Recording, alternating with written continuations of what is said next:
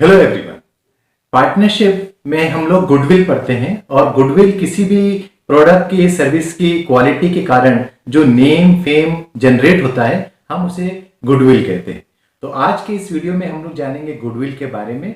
Goodwill का valuation हम कैसे करते हैं, हम कैसे फाइंड आउट करते हैं कि ये गुडविल की इतने रुपए की वैल्यू है। सो प्लीज चैनल को अभी सब्सक्राइब करें और बेल नोटिफिकेशन को प्रेस करें। Goodwill goodwill is an intangible assets. It arises due to many factors like किसी का क्वालिटी अच्छी है प्रोडक्ट का, किसी की प्राइसिंग बहुत जेन्युइन प्राइसिंग है, किसी बिजनेस का लोकेशन बहुत अच्छा है। तो इन सब रीजन से गुडविल या नाम किसी कंपनी का या फर्म का जनरेट होता है। तो इंडियन अकाउंटिंग स्टैंडर्ड 26 कहता है कि goodwill is an intangible assets and it should not be record in accounts unless if we had paid consideration for it.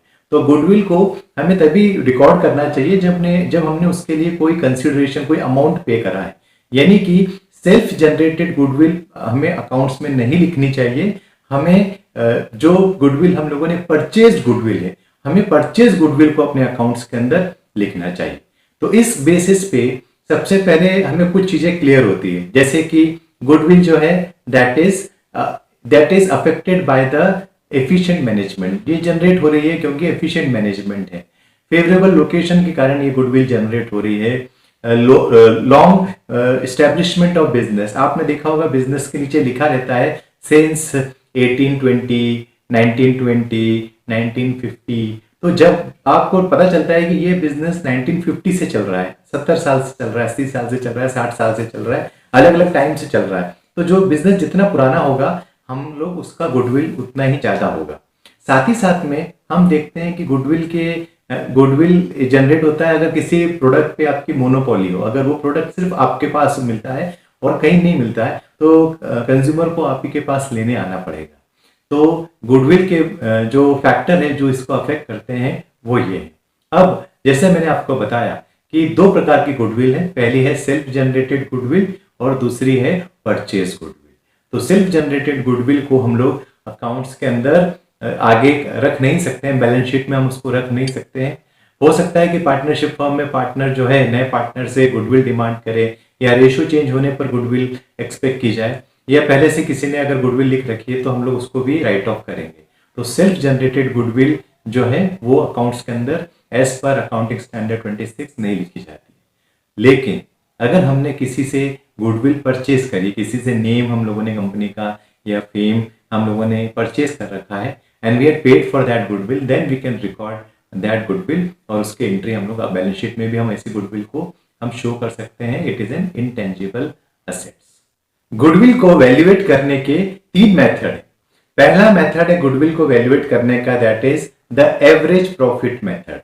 Second method है that is super profit method और जो तीसरा method है that is capitalisation method. अब average profit method में goodwill हम calculate करते हैं क्योंकि गुडविल एवरेज प्रॉफिट पे कैलकुलेट की जाती है। तो सबसे पहले एवरेज प्रॉफिट क्या होता है? Average profit is total profit of the year minus loss divide by number of years. यानी अगर 5 साल का प्रॉफिट दिया है तो आप 5 से उसे डिवाइड करेंगे। अगर 5 साल की डिटेल दी है जिसमें 4 साल प्रॉफिट हुआ है और 1 साल अगर लॉस हुआ है तो आप 4 ईयर के प्रॉफिट को जोड़ेंगे और 1 साल के लॉस को माइनस करेंगे, divide by number of year that is 5। तो एवरेज प्रॉफिट निकालने का तरीका है total profit minus loss if there is any loss divide by number of years. तो ये था एवरेज प्रॉफिट। अब गुडविल कैसे निकालेंगे? गुडविल का फॉर्मूला है average profit into number of purchasing year. तो जब आप क्वेश्चन देखेंगे, क्वेश्चन में वहां लिखा रहेगा कि goodwill is 3 times of average profit, तो आप समझ जाएंगे कि हमें एवरेज प्रॉफिट को मल्टीप्लाई बाय 3 करना है। कहीं कहीं लिखा रहेगा goodwill is 2 time of the average profit, कहीं लिखा होगा 4 time of the average profit. तो जहां 2 टाइम ऑफ एवरेज प्रॉफिट लिखा है तो हमें एवरेज प्रॉफिट को 2 से मल्टीप्लाई करके गुडविल निकालनी है। जहां 3 लिखा है 3 से मल्टीप्लाई करके हमें गुडविल निकालनी है। इसी प्रकार से जो भी नंबर लिखा हो नंबर ऑफ टाइम्स हमें उससे गुडविल निकालते हैं। अब आते हैं सेकेंड मेथड पे, that is the super profit method. Super profit method को हम लोग 4 स्टेप्स में निकालते हैं। सबसे पहले तो हम एवरेज प्रॉफिट निकालते हैं, वो मैंने आपको अभी बताया, total profit minus loss upon number of years, तो ये है एवरेज प्रॉफिट। अगला चीज हम निकालेंगे that is normal profit. So capital into rate of return upon 100, तो हमें निकलेगा नॉर्मल प्रॉफिट। अब हम आते हैं सुपर प्रॉफिट कैसे निकालें। तो super profit is equal to average profit minus normal profit, तो हमें सुपर प्रॉफिट निकल जाएगा। अब आते हैं गुडविल निकालने पे। So goodwill is equal to super profit into number of purchasing year. तो अगर वहां लिखा है goodwill is 2 times of super profit, तो हम सुपर प्रॉफिट इंटू 2 करेंगे। अगर वहां लिखा है super profit 3 times, goodwill is 3 time of super profit, तो हम उसको 3 से मल्टीप्लाई करेंगे। ऐसे ही जो भी नंबर वहां लिखा हो हमें उससे मल्टीप्लाई करना है। तो ये है हमारा second method, that is the super profit method. अब आते हैं हम लोग तीसरे मेथड पे, that is the capitalisation of goodwill. Capitalisation method में 2 मेथड है, ए और बी करके मैं आपको समझाता हूँ। पहला मेथड है that is the capitalisation of super profit. Capitalisation of super profit method सबसे बेहतरीन और सबसे सिंपल मेथड है। इसमें आपको निकालना है goodwill is equal to super profit into 100 upon rate of return. तो सुपर प्रॉफिट निकालना है, जो कि अभी आपको मैंने बताया कि average profit minus normal profit is equal to super profit.